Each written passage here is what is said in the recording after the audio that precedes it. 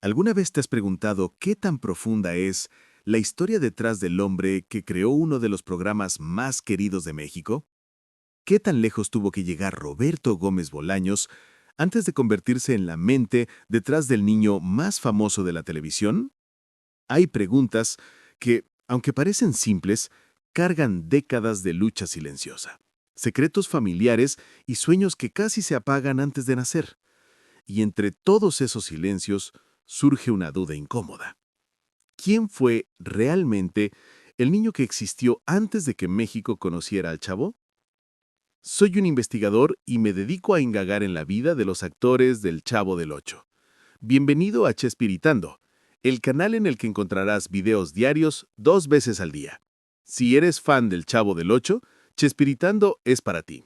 Revelamos secretos, mitos y verdades que la televisión mexicana no se atreve a comentar. Así que recuerda estar pendiente de cada nuevo video y activar todo lo necesario para no perderte ninguno. Sin más que decir, vamos a comenzar. Antes de ser conocido como Chespirito, Roberto era un niño que creció entre contrastes. Su niñez no fue pobre materialmente, pero sí estuvo rodeada de emociones profundas que marcaron su carácter sensible y su obsesión por el humor como una vía de escape.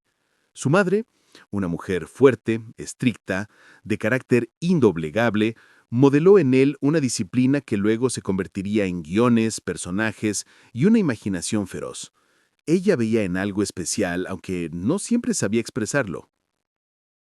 Le exigía pulcritud en todo, desde su conducta hasta sus estudios. Y aunque eso provocó en Roberto una mezcla de respeto y temor, también sembró en él una capacidad impresionante para observar los detalles de la vida cotidiana. Esa mirada fina, que más tarde transformaría en comedia, era en el fondo una consecuencia directa de la manera en que su madre le pedía perfección. Aún así, ser niño en esa época, con esa madre y con tantas expectativas sobre sus hombros, era complicado. Roberto vivía tratando de encontrar su propio lugar. No era el más alto, ni el más fuerte, ni el más ruidoso. Era el pequeño, el callado, el que parecía invisible en muchos momentos. Y tal vez por eso su imaginación comenzó a crecer hacia adentro. Soñaba, escribía, inventaba historias en silencio. Mientras otros niños corrían, él creaba mundos enteros en su mente. Y aunque nadie lo sabía, ese niño reservado estaba formando una de las mentes más influyentes de la comedia latinoamericana. La familia Gómez Bolaños no tenía idea de lo que estaba germinando en su casa. Su madre, aunque estricta, admiraba su creatividad, pero le aterraba que quisiera dedicarse al arte. En sus palabras, ser escritor no era una profesión, sino un riesgo. Pero para Roberto eso no importaba. Él sentía que tenía algo que decir, un mensaje que aún no entendía completamente, pero que lo llamaba desde adentro. Un impulso que lo hacía escribir incluso cuando nadie más lo apoyaba. Su hogar era un entorno lleno de disciplina, pero también de una cierta nostalgia silenciosa. Las conversaciones eran formales, los días estaban marcados por rutinas y la figura materna era firme como una regla de hierro. Sin embargo, justo allí, en ese ambiente, surgió la chispa que lo llevaría a querer plasmar las emociones humanas con una sensibilidad extraordinaria. Roberto aprendió a observar las carencias invisibles. Comprendió que la pobreza no siempre se mide en dinero y que una palabra dura puede herir más que cualquier cosa material. Esa sensibilidad sería, décadas después, el alma de la vecindad del Chavo. Cuando creció, su sueño comenzó a estorbar las expectativas familiares. Su decisión de dedicarse a la escritura no fue celebrada. Su madre temía que fracasara, temía que se perdiera, temía que la vida, tan dura como ella misma la había experimentado, lo golpeara sin piedad. Pero la verdad es que Roberto estaba destinado a ser quien era. Había nacido para contar historias. Historias que parecían simples, pero que en realidad escondían mensajes sobre desigualdad, amistad, dignidad y esperanza. Historias que hacían reír, sí, pero también invitaban a ver el mundo con un poco más de empatía. Y así, entre miedos, dudas y la constante presión familiar, comenzó su camino profesional.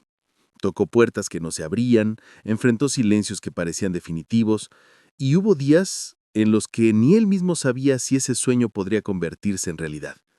Pero cada rechazo alimentaba más su determinación, y cada palabra escrita se convertía en un paso más hacia el legado que el mundo aún no conocía. Justo en ese momento crucial, cuando parecía que las oportunidades se escurrían como agua entre los dedos, ocurrió algo que cambiaría su destino para siempre. Fue una tarde silenciosa, casi olvidada, cuando Roberto recibió su primera oportunidad real. No llegó como un gran contrato, ni como un reconocimiento inmediato. Llegó como una invitación modesta para escribir pequeños guiones humorísticos. Nada grandioso, nada que su madre pudiera considerar un triunfo. Pero para él, esa simple oportunidad era una señal poderosa. Alguien por fin veía valor en su imaginación. Aquel día, mientras caminaba de regreso a su casa, sintió algo diferente en el aire. No era éxito, no era fama. Era esperanza. Un presentimiento cálido y extraño que le decía que estaba entrando en el camino correcto, aunque fuera apenas un sendero delgado y lleno de incertidumbre. Por primera vez, sintió que esa vocecita interna que lo empujaba a escribir tenía una respuesta del mundo exterior. Sin embargo, la reacción en su hogar distó mucho de ser un momento de celebración. Su madre lo escuchó en silencio, con un gesto difícil de descifrar. No lo felicitó, no lo abrazó, no le dijo que estaba orgullosa. Simplemente guardó un silencio que pesaba más que cualquier palabra. Y aunque ese silencio dolió, también marcó un punto de quiebre en Roberto. Fue la primera vez que entendió que su sueño no necesitaba permiso, que aunque hubiera dudas a su alrededor, él tenía la responsabilidad de creer por todos. Ese fue el impulso que necesitaba. Comenzó a trabajar con una intensidad que sorprendió a quienes lo rodeaban. Se quedaba despierto escribiendo, corrigiendo, imaginando personajes, situaciones, diálogos. Era como si dentro de él hubiera despertado un motor que no podía apagarse. Y aunque nadie lo veía, aunque nadie celebraba sus avances, él sentía que cada línea escrita era un ladrillo más en la construcción de su futuro. En esos días, mientras México vivía épocas de cambios sociales y económicos, Roberto absorbía cada detalle de la realidad. Observaba la desigualdad, la convivencia entre vecinos, los pequeños conflictos humanos que se repetían como un eco en la vida cotidiana. Todo eso fue moldeando su estilo, un humor limpio, humano, capaz de hablar de carencias sin señalarlas directamente. Fue en ese proceso que nació la primera semilla de lo que años más tarde se convertiría en la vecindad del Chavo, un espacio donde las risas ocultaban reflexiones profundas, donde la inocencia del niño pobre exhibía verdades que los adultos ignoraban, donde la bondad se volvía un acto de resistencia. Pero antes de llegar a ese punto, Roberto tuvo que superar algo mucho más interno, la sensación constante de no ser suficiente. A veces, incluso con oportunidades enfrente, dudaba de sí mismo. Temía no estar a la altura. Y en esos momentos, la figura de su madre regresaba a su mente, no como un obstáculo, sino como un símbolo de disciplina y fuerza que, aunque en su juventud no comprendió del todo, con el tiempo terminaría agradeciendo. Porque fue ella quien, sin proponérselo, le enseñó a no rendirse, a pulir cada detalle, a trabajar como si su sueño dependiera de ello. Y así, entre dudas, silencios familiares y una determinación que parecía demasiado grande para su edad, Roberto comenzó a destacarse como guionista.